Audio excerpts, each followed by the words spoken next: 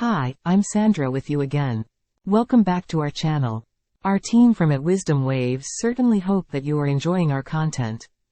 That is the aim of this channel. It is to provide knowledge in the most approachable ways. As my colleague Ethan explained in the last episode, inflation is an economic beast that would devour your entire life work and savings and reshape your life pattern. Inflation can introduce significant and violent changes to the social and economic fabric as it sparks a ripple of unemployment and poverty. Today we carry on with the techniques that can help you survive inflation periods when similar economic winds reach your doorsteps. A very important thing to consider is that during inflation times, the middle class disappears from the economic hierarchy of the country normally. Middle class is considered to be the second victim to inflation after those who work in the public sector. Middle class compose of those who are above poverty line in your country, but yet remain below the level of the wealthy class. This level sustains its needs as it relies on an income that is considered to be sufficient to standard living conditions in your country. However, it is the most important class in the economic system as it provides balance between the rich and the poor. Middle class forms the primary consumer who circulate the products or services which the rich class deploys in the local markets. It is made of mid-level employees who need to buy or hire products that their families need to survive. Furthermore, the middle class is the class that provides support and relief to those who are below poverty lines, as they are able to access markets and services that are of relatively low or medium quality. These markets are the main source of income that lower economic classes rely on. In order to draw a clear picture, imagine yourself as an employee who manages to receive a monthly salary from a mid-level company. Your salary is enough to pay the rent to your house, and the fees to the schools to educate your children, and is enough to secure your monthly groceries and provide basic medical services. You purchase your groceries from retail supermarkets and shopping malls like many others, still you cannot afford to purchase exotic or luxury brands, simply because you do not generate that much of income, and these products will not suit your daily lifestyle. Welcome to the life of the middle class.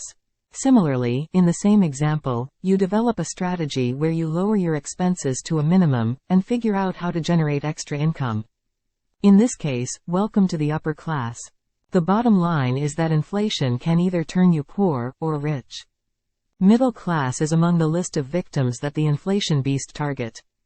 Now let's consider the following example from real life.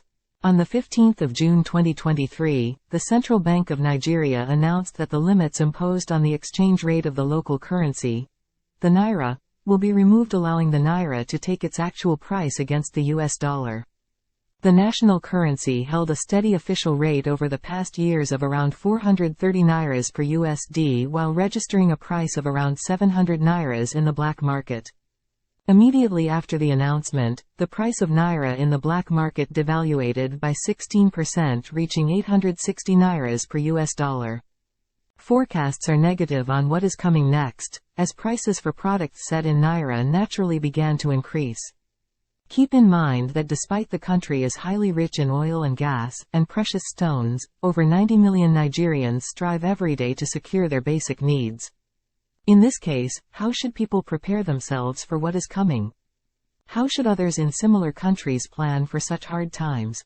Let's talk contingency now. 1. The first tip that you need to learn is that you must secure your basic needs in a jump start ahead of the crisis. In other words, you should buy enough food.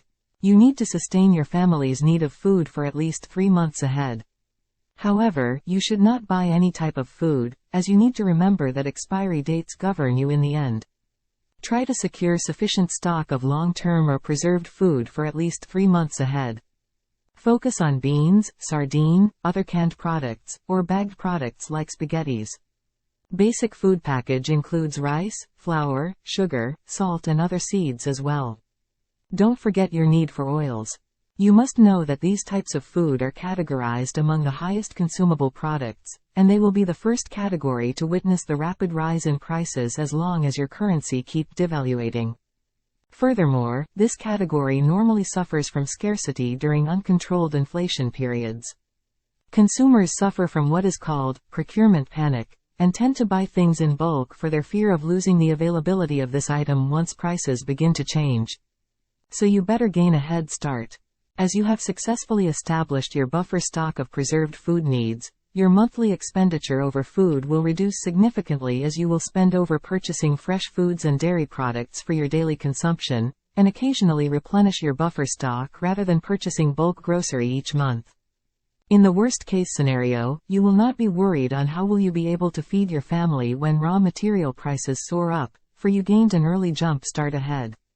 Gradual replenishing of your buffer food stock will allow you to gradually adapt to the change in prices while your income adapts to the situation as well. Your buffer stock should consider household consumables as well, like tissue paper, soap, and cleaning detergents. Make sure you are aware of your consumption in terms of what are the highest categories you normally consume over a month. If you have infants among your family, you may consider buffering up your stock of baby milk and baby care products. Be careful how you store these items, especially your food stock, which can get spoiled if stored incorrectly. Keep reviewing the dates of expiry every once in a while. 2. Your health contingency. When inflation crisis in a country begin, you must establish a head stock of consumable medication or emergency medicines.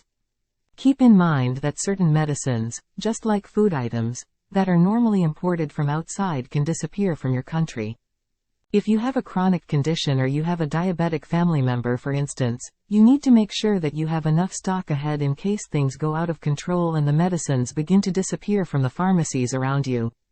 This stock should also include responsive medication such as allergy meds, anti-inflammatory, and possible antibiotics. You should also consider responsive medication for infants, like fever-reducing medicines as well.